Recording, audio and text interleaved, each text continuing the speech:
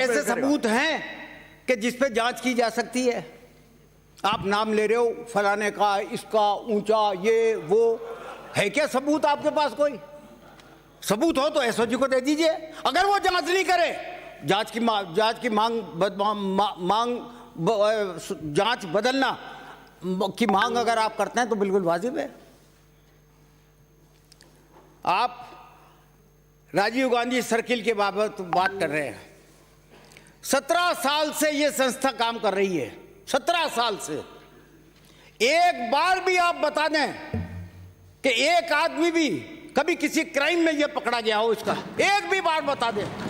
आपने बताया कि प्रदीप पाराशर को किसी मामले में सजा हो गई। किस मामले में सजा हो गई ये बता दो, ये बता दो, बताओ आप, बताओ। जबरदस्ती अपन यहां पर बात उधर कि साहब प्रदीप पाराशर को तो पहले सजा हो चुकी है। कुल मिलाकर के मैं जो समझा हूं कि सीबीआई से जांच करने का मुख्य उद्देश्य आपका यह है कि वो आए, यहां के स्ट्रांग रूम सील कर दे, यहां के दफ्तर सील कर दे, यहां का सब कुछ कर दे, यहां के बोर्ड के दफ्तर को सील कर दे और सील करके दिल्ली बैठ जाए। क्यों? वो कैसे करेगा?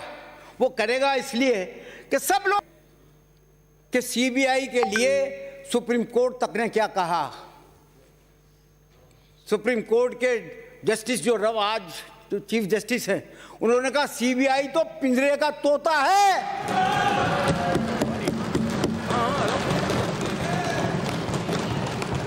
आप इसलिए सीबीआई को दिलवाना चाहते हो ताकि जांच आपके हाथ में आ जाए, इसलिए दिलवाना चाहते हो आप। आपको एसओजी के खिलाफ आरोप आपने एक भी नहीं लगाया, ना आपने ये बताया कि उसके इन्वेस्टिगेशन में जो है ये खामी रह गई, बल्कि तारीफ की है आपने। एक बार नहीं, दो बार तारीफ की है। और आज आप उसकी जांच बदलवाना चाहते हो, उसको बेइज्जत करना चाहते हो ऐसी संस्था को। ये लोग अच्छी तरह से जानते हैं कि सारा स्ट्रेस अगर एसओजी का है आज तो रीट की जांच पर है। पूरी ताकत लगा रखी है एसओजी ने और वो जल्दी ही खुलासा कर देगी। बहुत हद तक मुख्य आरोपियों को पकड़ भी लिया सीबीआई तो भंडारा है। सीबीआई को जांच देने का मतलब तो बाड़ा मतलब ये गड्ढे में जाना, गड्ढे में जांच को फेंकना है।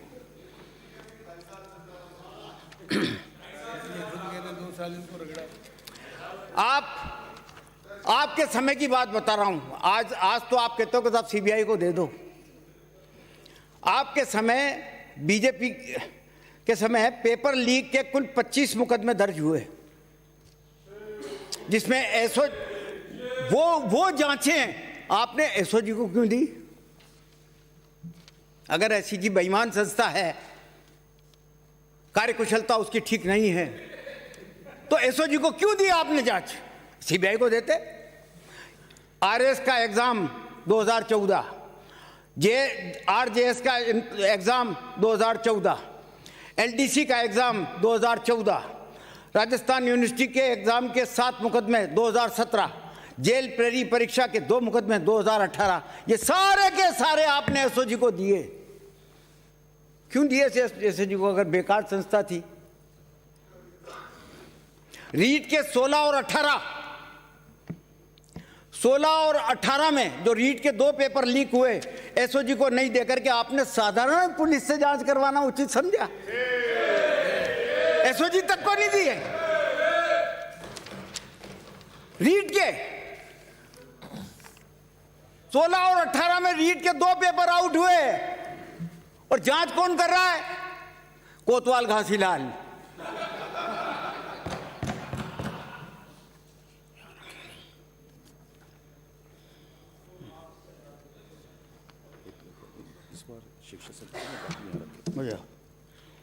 इसके अलावा भी देखिएगा आपने कृषि पर्यवेक्षक से परीक्षा हुई 2013 में, सेकंड ग्रेड शिक्षक भर्ती हुई 2014 में, जेल प्रेरी परीक्षा के 5 मुकदमे 2016 में, ITI सेकंड सेमेस्टर परीक्षा 2017 में, SSC क्लर्क एग्जामिनेशन हुआ 2018 में, पुलिस कांस्टेबल परीक्षा हुई 2018 में।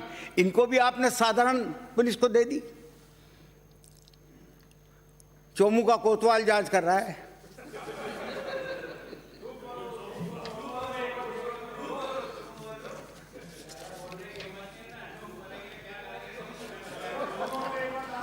ये बात तो अभी कल्ला साहब ने बता ही दिया। केंद्रीय सरकार तक ने उनकी तीन बार जो है क्या नाम है पेपर आउट हुए, 3 बार। सिर्फ 1 बार सीबीआई को दी, जिसका आज तक फैसला नहीं हुआ सीबीआई के द्वारा, आज तक उसका इन्वेस्टिगेशन पूरा नहीं हुआ। उन 2 मामलों में क्यों नहीं दी? सारी उन्होंने बता भी दिया, आपने बता दिया, उत्तर प्रदेश, हरियाणा, उत्तराखंड वगैरह वगैरह वगैरह सब कुछ। मैं तो एक बात निवेदन करना चाहता हूं कि खीमसर से आने वाले माननीय सदस्य के बड़े भाई जो आज सांसद हैं, हनुमान जी बेनीवाल, उन्होंने लोकसभा में एक सवाल उठाया। उसका सवाल का जवाब दिया डॉक्टर जितेंद्र सिंह जी ने, जो कि उस वक्त प्रधानमंत्री कार्यालय में राज्य मंत्री थे। उन्होंने पूछा कि पिछले 10 वर्षों में दिल्ली पुलिस विशेष, मतलब वही सीबीआई की से जांच करवाने की सिफारिश कितने मुकदमों में की गई? कुल मिलाकर के उन्होंने जवाब दिया कि साहब 12 मुकदमे सीबीआई को भेजे गए पिछले 10 वर्षों में। 12 में हालत क्या रही कि 10 तो उन्होंने पंजीकृत किए, रजिस्टर किए, और कुल मिलाकर के 37 मुकदमे दायर किए 10 में से, अलग अलग आदमी को अलग अलग। जिसकी डिटेल उन्होंने ये बताई कि जांच चरण में तो इन्वेस्टिगेशन में तो सिर्फ 2 हैं और बंद कर दिए 7, 10 में से 7 तो बंद ही कर दिए उन्होंने सीबीआई ने, और विचारण चरण पर जो है मतलब ट्रायल स्टेज पे है 27 और दोष मुक्त कर दिया 1। कुल मिलाकर के मतलब 10 साल में 12 मुकदमे दिए, 10 जिसको सिर्फ 10 को रजिस्टर किया, 7 में तो क्लोजर ही दे दिया। अब क्या विश्वास करें इस पर? इसी तरीके से उत्तर प्रदेश का मामला लेंगे। यहां पर कुल मिलाकर के बैठे शायद 25 लाख कितने बैठे थे? 20 लाख। इम्तिहान में कितने बैठे? 20,52,000। अच्छा। उत्तर प्रदेश शिक्षा पात्रता परीक्षा 2021 का पेपर परीक्षा शुरू होने के ठीक पहले मथुरा, गाजियाबाद और बुलंदशहर के कई व्हाट्सएप ग्रुपों पर पेपर वायरल हो गया। परीक्षा 28 नवंबर 2021 को होनी थी और उसी दिन पेपर आउट हो गया। इसकी जांच अपोजिशन चिल्लाता रहा, लाल टोपी वाला चिल्लाता रहा, कांग्रेस चिल्लाती रही, सब कुछ चिल्लाते रहे कि सीबीआई को दे दो, सीबीआई को मत दो, लेकिन जो है इससे इस दूसरी संस्था को दो, लेकिन उस दूसरी संस्था को भी नहीं दिया। दिया किसको? STF को, स्पेशल टास्क फोर्स, SIT नहीं बनाई, ये उसको दे दिया। 21 लाख लोगों ने फॉर्म भरे थे, उसमें 21 लाख, यहाँ 24-25 लाख का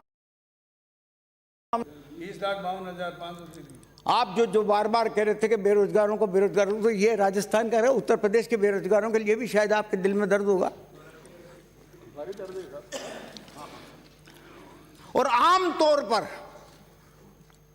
तौर पर सुप्रीम कोर्ट अक्सर बड़े मामलों में स्पेशल इन्वेस्टिगेशन टीम का गठन करती है। मांग की जाती है कि सीबीआई को दे दो, उन्होंने कहा नहीं, सीबीआई को नहीं देंगे, SIT गठित करेंगे। चाहे पेगासस का मामला हो, चाहे आपका क्या नाम है लक्ष्मीपुर खीरी का मामला हो, कोई सा भी मामला हो, वो सीबीआई को नहीं देते। महाजन जानते ना, SIT गठित की। सरकारी एजेंसियों की रिपोर्ट में पूरा न्याय नहीं मानते। वो साफ साफ कहते हैं कि सरकारी एजेंसियों के द्वारा जांच में हमेशा कमी छोड़ दी जाती है। इसीलिए SIT गठन कई मामलों में राज्य और केंद्र सरकार, राज्य सरकार भी करती है, केंद्र सरकार भी करती है। सुप्रीम कोर्ट का राज्य सरकार द्वारा बनाया गया विशेष जांच दल में आमतौर पर एक अवकाश प्राप्त जज नियुक्त किया जाता है, जो इस विशेष जांच दल का अगुवाई करता है वो अकेले भी हो सकता है और उसके साथ कुछ सदस्यों की नियुक्ति भी हो सकती है। इसे ऐसी विशेष एजेंसी माना जाता है जो किसी के दबाव में आए बगैर हाई प्रोफाइल मामलों और लोगों के खिलाफ जांच का काम कर सकती है। ये विशेष दल अधिकार संपन्न होते हैं, उनकी जांच में हस्तक्षेप करने का अधिकार किसी के पास नहीं होता। ये दल जांच एजेंसियों और प्रशासन के साथ जांच के मामलों में सूचनाओं का आदान प्रदान भी करते हैं। आप यही देखिए, पूर्व गृह मंत्री थे केंद्र में स्वामी चिमयानंद, केस पर सुप्रीम कोर्ट के आदेश पर योगी सरकार ने एसआईटी, सुप्रीम कोर्ट ने आदेश दिया यूपी सरकार को कि एसआईटी गठित करो। एसआईटी गठित करनी पड़ी किसी रिटायर्ड जज की अध्यक्षता में। 84 के दंगों की जांच सुप्रीम कोर्ट ने कहा कि नहीं, सीबीआई से नहीं कराएंगे, हम एसआईटी से करवाएंगे। ये तो रेपुटेशन है सीबीआई की, और आप सीबीआई के पीछे पड़े हुए हो, सब सीबीआई को दे दो, क्योंकि आपके मन में कुछ और ही बात है, और ही प्लानिंग है, जो मैं बता चुका हूं आपको। कालाधन जांच के लिए बहुत मामला चला था, कालाधन जांच के लिए भी जो है एसआईटी का गठन किया गया सुप्रीम कोर्ट के द्वारा, और गुजरात के दंगों में के भी सुप्रीम कोर्ट के आदेश से ही एसआईटी का गठन हुआ। पहले पेपर कहाँ रखे आता हूँ, लीड के पेपर पहले भी कहाँ रखे? आप भी उस वक्त मंत्री थे, भैरव सिंह जी के टाइम पे मंत्री थे, शिक्षा मंत्री थे आप, शायद मुझे ध्यान ऐसा रहा है, और माननीय उपनेता महोदय उस वक्त हेल्थ मिनिस्टर थे, है ना। जेसी बोस छात्रावास में बलात्कार का मामला हुआ था। हम लोगों ने, कांग्रेस के सदस्यों ने जोर मामले को उठाया था, और बहुत गंभीरता के साथ जो है इस मामले पर जो है सदन में काफ़ी चर्चा भी हुई। लेकिन एक चर्चा चली कि रोहतास जी, जो उस वक्त आपके साथ ही मंत्रिमंडल के सदस्य थे, रोहतास शर्मा जी के लड़के के कारण अनुसंधान नहीं हो पा रहा, क्योंकि उनके लड़के का नाम आ गया उसमें चर्चा में।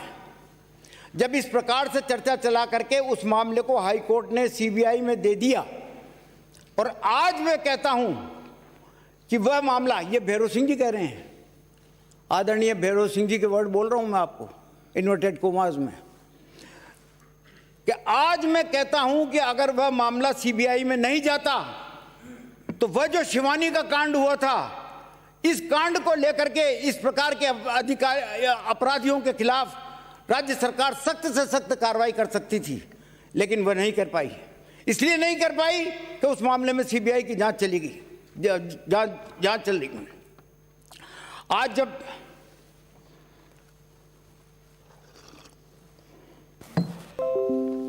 भैरव सिंह जी जब जवाब दे रहे थे, उसके पहले हमारे नेता परशुराम जी मदेरणा ने सवाल उठाया था और सीबीआई की बात कही थी कि सब सीबीआई की। तो वो बोलते हैं आगे कि परशुराम जी ने कहा मुझे इसमें कोई आपत्ति नहीं होगी, लेकिन आपको निश्चित रूप से कह सकता हूं कि सीबीआई में कोई, ये भैरव सिंह जी कह रहे हैं परशुराम जी से, कि मैं आपको निश्चित तौर पर कह सकता हूं कि सीबीआई में कोई विलायत के वो आदमी नहीं आए, कोई विलायत से उतर करके यहां पर आ गए हों सीबीआई में, कोई आसमान से आए हों, ऐसा भी नहीं है। राजस्थान पुलिस के लोग ही सीबीआई में हैं, अन्य राज्यों के लोग भी सीबीआई में हैं। इनका इन्वेस्टिगेशन करने का तरीका और स्तर क्या है? उस शिवानी कांड में आज तक चालान नहीं हुआ, आज तक चालान नहीं हुआ। सीबीआई में मामला चला गया तो हमको निश्चित रूप से नुकसान होगा। ये आदरणीय भैरव सिंह जी की कहा हुआ। तारीख भी बता देता हूँ आपको, 9 सितंबर 1997, राजस्थान विधानसभा, पेज नंबर 262, 263, 462, 463। अब आपको सीबीआई के बाबत आदरणीय प्रधानमंत्री जी ने जो कहा उसकी लाइन सुनाता हूं आपको। Congress has misused and politicalized all constitutional bodies. All constitutional bodies. These elections fought by CBI. Only candidates Congress. Congress तो कैंडिडेट खड़ा करती है, चुनाव का प्रचार तो सीबीआई करती है, उनका कहना ये था। सीबीआई दूसरी बार और उन्होंने कहा कि CBI has become Congress bureau of investigation, has no faith in it.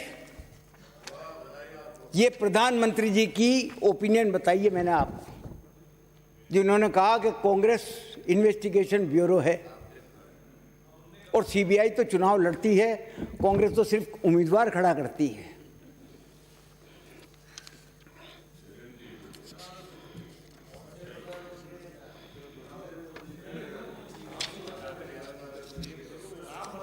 ये देखिए आप, प्रधानमंत्री जी का फोटो है, ये उसमें क्या है? आप जो बता रहे हो वो कागज मुझे दे दो और मेरा कागज ले लो।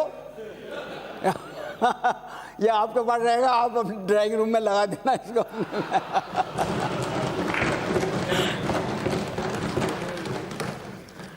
अब सवाल ये आता है कि आप बार बार आपने ये कहा कि एसओजी ठीक है, कर रही है काम, लेकिन ये उन लोगों तक नहीं पहुंच सकती। इसकी औकात इतनी नहीं है कि ये ऊपर तक पहुंच जाए। मेरा निवेदन ये है कि ये एसओजी है जिसने एक ही नहीं, मुख्यमंत्री राजस्थान, विधायक महेश जोशी, विधायक रमेश चंद मीना, विधायक आलोक बेनीवाल, विधायक ओम प्रकाश हुड्डा, विधायक श्री कांति प्रसाद, विधायक खुशवीर सिंह, विधायक बलजीत यादव, विधायक बाबूलाल नागर, विधायक महावीर सिंह खंडेला, विधायक रमीला खड़िया, विधायक राजकुमार गौड़, विधायक रामकेश मीना, विधायक लक्ष्मण जी मीना, विधायक संजय जी लोढ़ा, विधायक सुरेश जी टांक और विधायक महेंद्र सिंह जी मालविया, इनको नोटिस दिए। किसी की हिम्मत थी क्या कि जो मुख्यमंत्री को नोटिस दे दे? नोटिस विड्रॉ कैसे करेगा? मिसलीड कर रहे हैं उसको, मिसलीड कर रहे हैं उसको, मिसलीड कर रहे हैं उसको। बिराजे आसन सक्षम है, बिराजे आप लोग, आसन सक्षम है, अपने आप व्यवस्था करेगा। माननीय श्री धारीवाल जी, क्यों तेजना पैदा कर रहे हो बार बार में? कुल मिलाकर के 18 आदमियों को मुख्यमंत्री समेत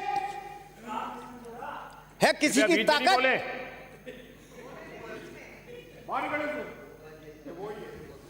एसओजी ने नोटिस चार्जशीट दी। हबीब खां के खिलाफ चार्जशीट पेश हुई। हबीब खां गोरान, विधायक भंवरलाल जी और केंद्रीय मंत्री गजेंद्र सिंह शेखावत के खिलाफ भी केस रजिस्टर किया। इस पे एतराज हो सकता है आपको, लेकिन किया। राजीव रंजन आईएएस को मुलजिम माना, हाईकोर्ट से जमानत हो गई वो बात अलग है, लेकिन उनको उसको तक को मुलजिम माना और तफ्तीश जारी है। बड़े बड़े काम किए हैं एसओजी ने। फिर वही बात है, बीच में नहीं बर्दाश्त तो होती नहीं है ना। माननीय उपनेता महोदय, आप तो काफी वरिष्ठ एमपी एजुकेट होते हैं आपसे, आप क्यों बीच में बोल रहे हो? नहीं, सुनिए आप, कृपया धैर्य से सुनिए।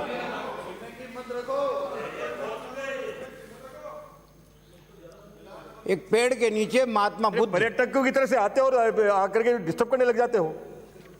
एक आसन में बैठ, सदन में बैठते नहीं, पर्यटक की तरह से आते हैं और जब सदन चल रहा होता है उसे बीच में आप अपनी बात करते हैं। माननीय श्री धारीवाल जी बोल रहे हैं, उन्हें बोलने दे, सक्षम है वो धारीवाल जी, आपकी जरूरत नहीं पड़ेगी मदद की उनको। सभापति महोदय, पेड़ के नीचे महात्मा बुद्ध समाधि लेके बैठे हुए थे, तो एक व्यक्ति आता था रोज और उनको बुरी बुरी अश्लील गालियां देके जाता था। तो महात्मा बुद्ध के जो भगत थे उन्होंने एक रोज उनसे पूछा कि भगवान, कि रोज आता है और इस तरीके से गालियां देके जाता है, हमें बर्दाश्त नहीं होती। तो महात्मा बुद्ध का जवाब ये था कि वो बोलता है, मैं उसको स्वीकार नहीं करता, तो वो स्वीकार न करने से बात वहाँ की वहाँ पहुँच जाती है ठाकर साहब।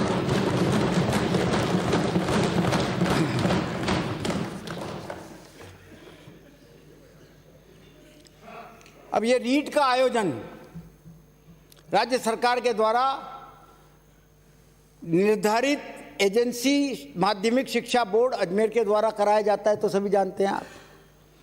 एक प्रश्न उठाया गया, बार बार उठाया गया कि सेवानिवृत्त शिक्षकों और निजी शिक्षण संस्थाओं के शिक्षकों को पहली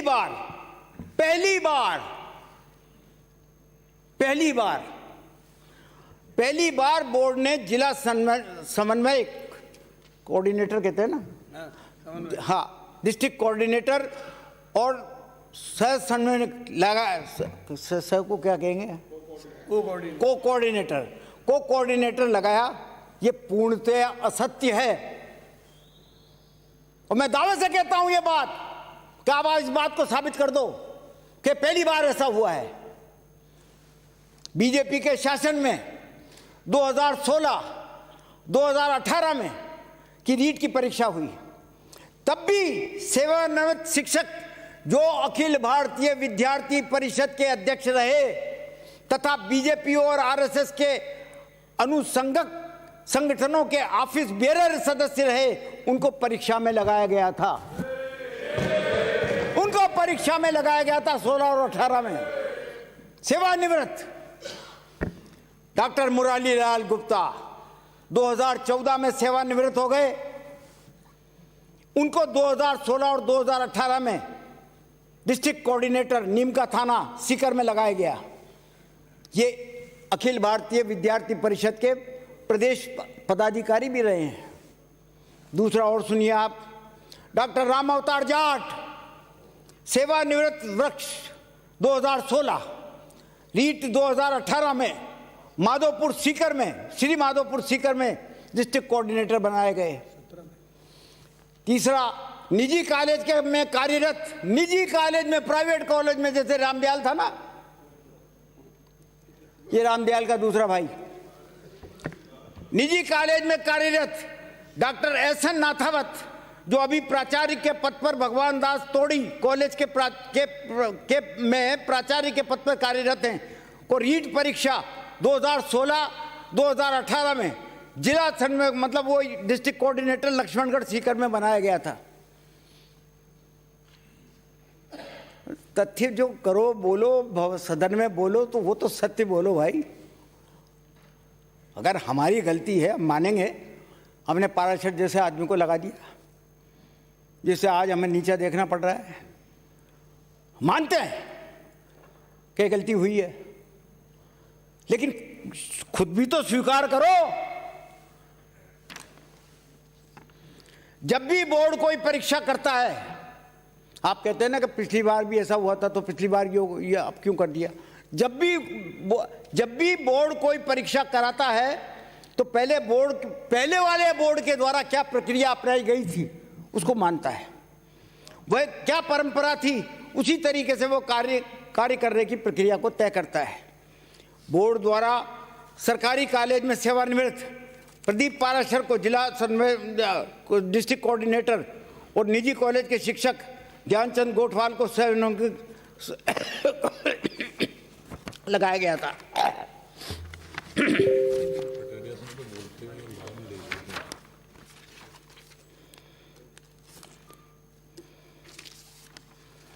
ये हो सकता है, मैंने पहले भी स्वीकार किया है, ये हो सकता है प्रदीप पाराशर संगठन का सदस्य है, किंतु एक व्यक्ति के वजह से आप पूरे संगठन को बदनाम नहीं कर सकते।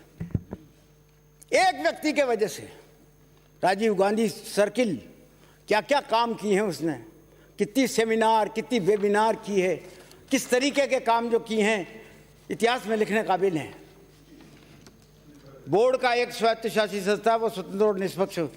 बीजेपी के नेताओं का यह आरोप कि आरजीएस के लोगों को रीट ड्यूटी में क्यों लगाया गया, उसके मैं बता चुका हूं।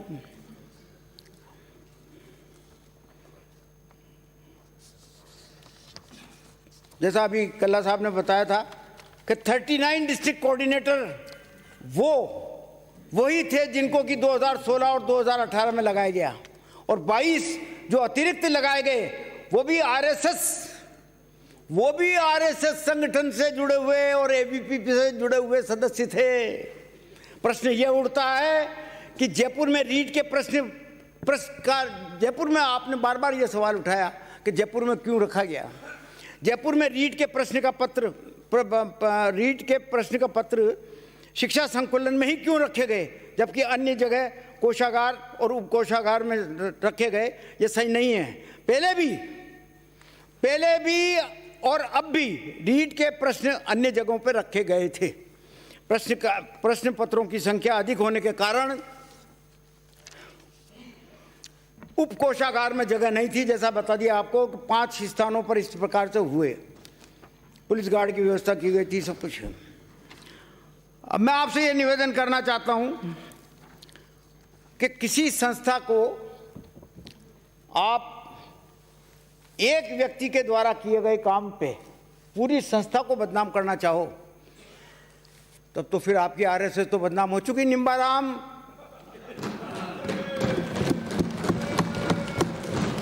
क्या हुआ था? 259 करोड़ रुपए का पेमेंट बीवी जी को दिलाने के लिए 20 करोड़ रुपए क्या नहीं मानेंगे? फिर ये देख लो आप, तो फिर देख लो जिस प्रकार की बचकानी बात कर रहे हैं, ये यही चाहते हैं, सुनना पड़ेगा, यही चाहते हैं कि ऐसी बात करें, जो भी मामला जांच में है तो न्यायालय में इन्वेस्टिगेशन। बिराजी एक मिनट बिराजी, आप न्यायालय में विचाराधीन नहीं है। बिराजी आसन को अपनी व्यवस्था देने दीजिए। बिराजी न्यायालय में विचाराधीन है। प्लीज सेव करिए, प्लीज सेव करें। दोनों पक्षों की तरफ से आप लोगों ने नाम लिए, आपने भी शुरुआत की, नाम ले लेकर के आपने शुरुआत की। मैंने आपको नहीं टोका, क्योंकि ये आसन की व्यवस्था है। माननीय अध्यक्ष महोदय ने व्यवस्था दी है कि माननीय नेता प्रतिपक्ष राजेंद्र जी राठौड़, सतीश जी पूनिया और बेनीवाल साहब बोलेंगे। आपको मैंने बीच में इंटरव्यू किया, आप लोगों ने सबके नाम लिए आपने, जबकि आप इस परंपरा को जानते, आपसे ज्यादा और कौन जानेगा। जो व्यक्ति सदन में अपना रिप्लाई नहीं दे सकता, आप उस पर आरोप नहीं लगा सकते। मेरे से ज्यादा कौन जानेगा आपको इस बात के लिए? लेकिन आप लोगों ने नाम लिए, बाकायदा नाम लिए। ये चोरी में पकड़ा जाता, ये उसमें पकड़ा जाता, ये उसके टाइम पे हुए, उसके टाइम पे हुए। मैं व्यवस्था देता हूं कि माननीय अध्यक्ष महोदय स्वयं इस पर निर्णय करेंगे कि जो भी नाम इधर उधर से लिए हुए हैं, माननीय अध्यक्ष महोदय इस पर व्यवस्था करेंगे। और जो नाम आपने लिए, एक भी पक्ष इधर से नहीं बोला। अब ये जो भी कुछ आप कह रहे हैं, आप शांतिपूर्वक सुने।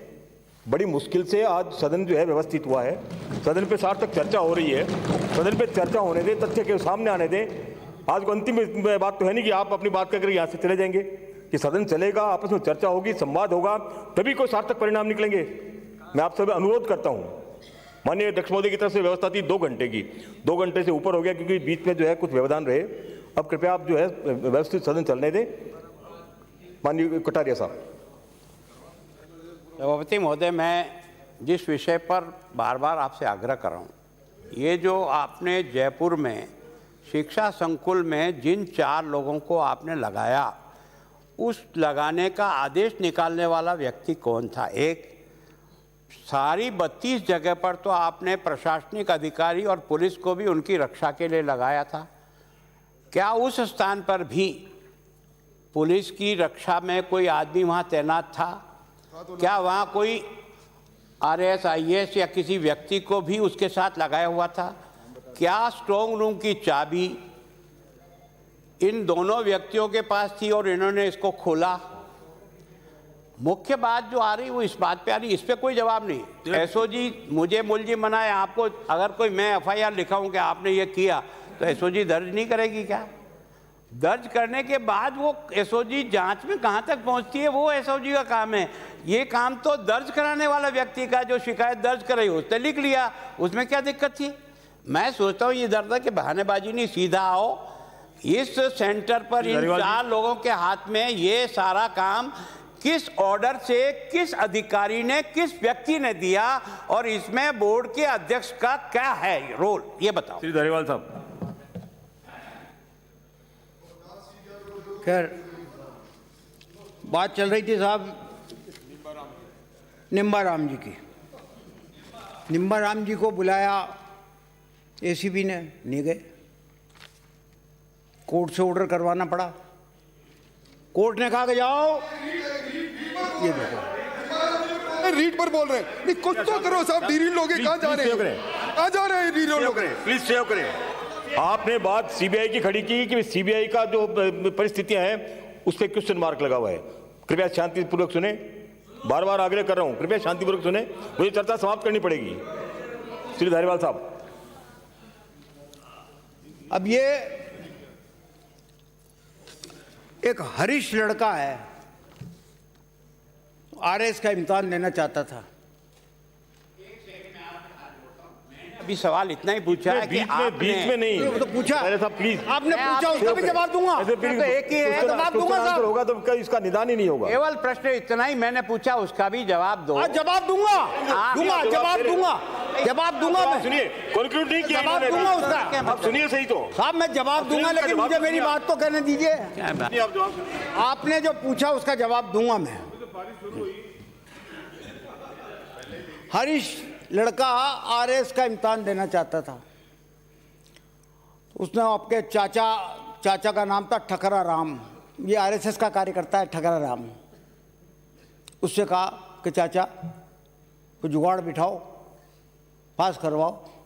उसने कहा ठीक है करते हैं। देखो ये बाड़मेर में प्राइवेट स्कूल चलाता है ठकरा राम। ठकरा राम ने जोगाराम से कांटेक्ट किया, वो भी आरएसएस का आदमी। कृष्णाराम आरएसएस द्वारा संचालित आदर्श विद्या मंदिर में टीचर है, जोधपुर में टीचर है। उसने बीजेपी के पूर्व जिला प्रमुख पूनाराम जी से कांटेक्ट किया। तीनों में बाकायदा व्हाट्सएप पे बातें हुई, तय हो गया कि भाई 20 लाख रुपए दे दो, पास करवा देंगे। वो पास नहीं हुआ, वो पास नहीं हुआ। पास नहीं हुआ तो ये दोनों के दोनों पहुंच गए उसके पास कि 20 लाख रुपए वापस ला। 20 लाख रुपए लेकर के जब ये जानने लगे बाड़मेर जोधपुर से, बीच में ही पकड़े गए। पुलिस ने पकड़ लिया। 19 लाख कुछ पैसे बाकी चाट पकौड़ी में खर्च हो गए होंगे, वो सब वसूल पा लिए। ये आरएसएस के ही लोग हैं। राजीव गांधी स्टडी सर्किल का एक आदमी तो बता दो भाई, इस पाराशर के अलावा एक आदमी तो बता दो। रीट की परीक्षा जो 2016 और 18 में राजकीय बालिका उच्च माध्यमिक विद्यालय आदर्श नगर जयपुर में स्ट्रांग रूम बना करके लगाई गई थी। स्ट्रांग रूम वहाँ बनाया था, ये तो शिक्षा संकुलन में बनाया है। आपने तो एक उच्च माध्यमिक विद्यालय में बना दिया था। सवाल ये है, आप बार बार पूछ रहे हैं कि किसका ऑर्डर था। ये ऑर्डर था अतर सिंह नेहरा जो जिला कलेक्टर थे उसका। तो मेरा आपसे यही निवेदन है कि इस जिद को छोड़ो आप। सीबीआई के माजने आपको मैंने पूरे सुना दिए, और कभी फुर्सत मिलेगी तो और सुना दूंगा।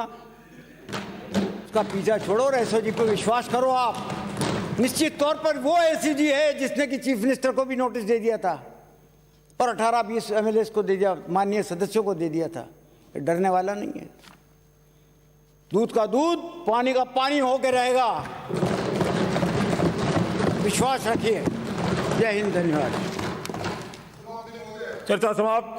सभापति महोदय, चर्चा सभापति महोदय, सभापति महोदय, सभापति महोदय, चर्चा समाप्त। मुझे माननीय सदस्यों को सूचित करना है कि निम्नलिखित स्थगन प्रस्ताव की सूचना प्राप्त हुई है। श्री प्रताप सिंह 92 सदस्य की ओर से 12 जिले को औद्योगिक निवेश के लाभ से वंचित रखे। माननीय उपनेता महोदय, जो आसन की व्यवस्था है 2 घंटे चर्चा की, चर्चा समाप्त। अब इस पे कोई चर्चा नहीं होगी ना, बिल्कुल अलाउ नहीं करूंगा मैंने जो है आगे का बिजनेस ले लिया है। स्थगन प्रस्ताव की बात मैं कर रहा हूं, कृपया सहयोग करें, कृपया सहयोग करें। प्लीज बिराजिए, प्लीज सहयोग करें, प्लीज सहयोग करें। आप लोगों की ये व्यवस्था थी, आसन के आपके बीच में चर्चा हुई, चर्चा में निर्णय हुआ कि 2 घंटे की चर्चा होगी। आप भी बोलिए और मैंने आसन ने व्यवस्था दे दी। चर्चा समाप्त, कोई अंकित नहीं होगा। मुझे माननीय सदस्यों को सूचित करना है कि निम्नलिखित स्थगन प्रस्ताव की सूचना प्राप्त हुई है। श्री प्रताप सिंह 92 सदस्य की ओर से 12 जिले को औद्योगिक निवेश के लाभ से वंचित रखे जाने से उत्पन्न स्थिति के संबंध में श्री संदीप शर्मा 175 सदस्य की ओर से कोटा शहर में नॉर्दर्न बाईपास का कार्य शीघ्र पूरा करने के संबंध में श्री जगसी राम सदस्य की ओर से आबू रोड के सामुदायिक स्वास्थ्य केंद्र को उपजिला चिकित्सालय नहीं बनाए जाने से उत्पन्न स्थिति के संबंध में श्रीमती दीप्ति किरण माहेश्वरी 27 सदस्य की ओर से शिक्षक पात्रता परीक्षा 2021 के प्रश्न